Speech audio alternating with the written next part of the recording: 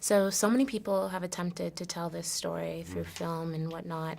What was your main approach to telling it uniquely in this film?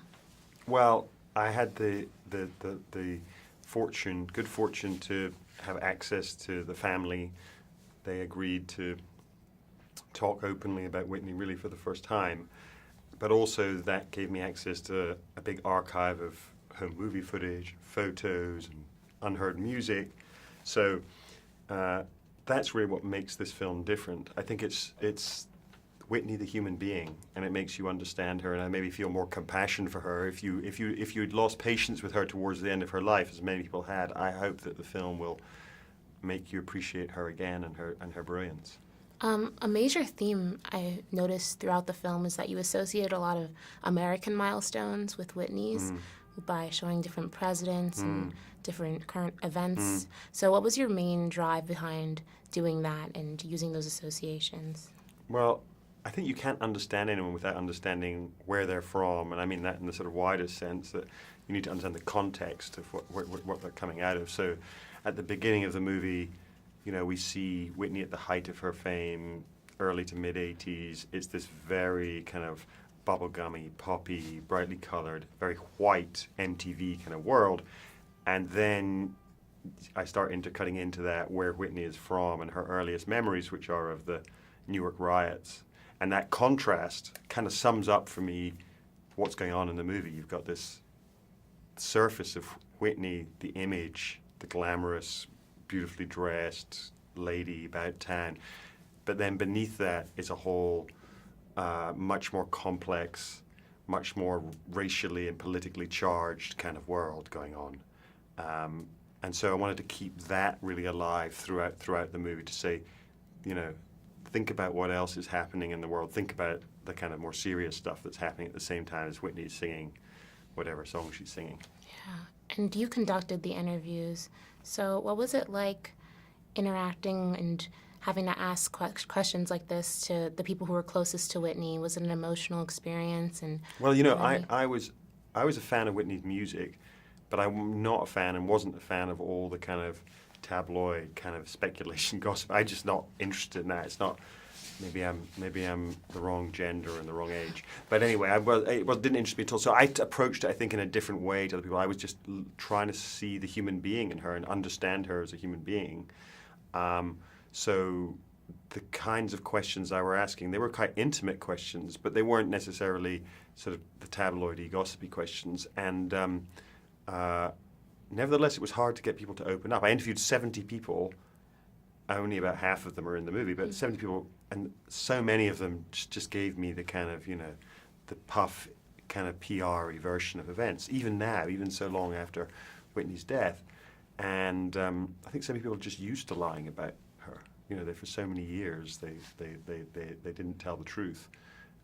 In fact, Whitney's publicist, Lynn Volkman, said to me, you know, for 30 years I've lied about Whitney, so it's very hard to sit here now with you and tell the truth, you know, because it doesn't come easy. Wow. Thank you so much for talking to me today. So I got to see this movie, and it was one of the most emotional experiences of my life, and I feel like I really got to know Whitney as a person. So how do you feel after watching it, that the public will get to know Whitney as a person versus as a public figure?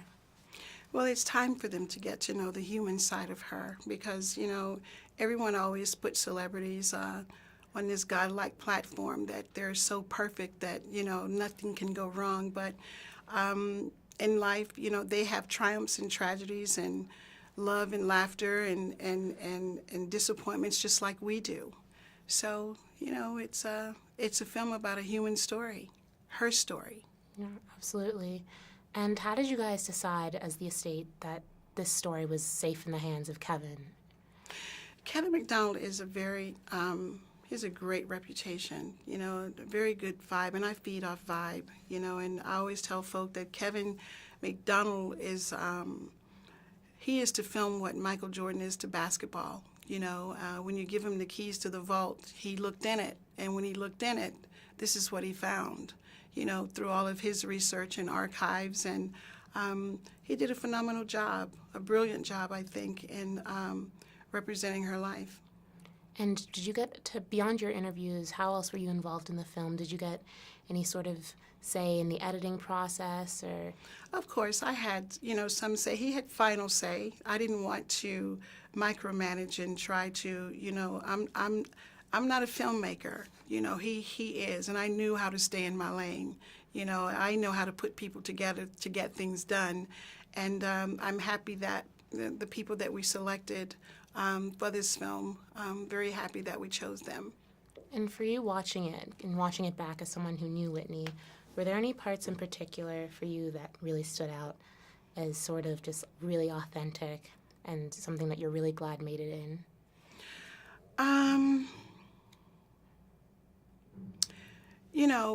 Her life had many ups and downs, roller coasters, parts of it. And, there were, her life is tragic because of the way she died, but, she made a lot of choices in her life, but she had a lot of happy times as well. The most intriguing parts for me was the musical part because, I was never a fan.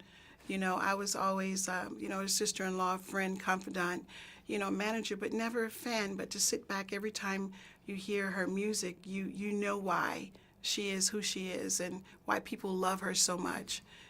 She had the type of career and voice that brought cultures together, people together from one end of the world to the next. Everybody knew her name, and you realize that when you're watching that documentary, the Whitney mania that's there.